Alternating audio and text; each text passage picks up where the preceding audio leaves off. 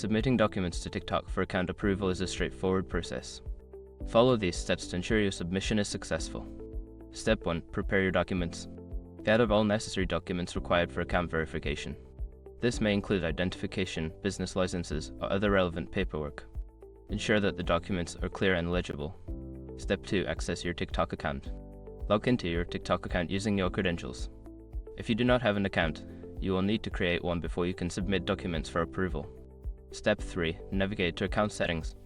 Once logged in, go to your profile and tap on the three dots or the settings icon in the top right corner. Look for the account or privacy and safety section where you can find options related to account verification. Step 4. Find document submission option.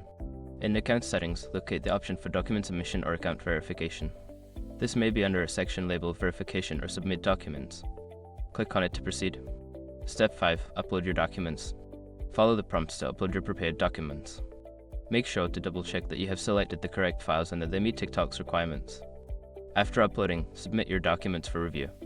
After completing these steps, you will receive a confirmation that your documents have been submitted.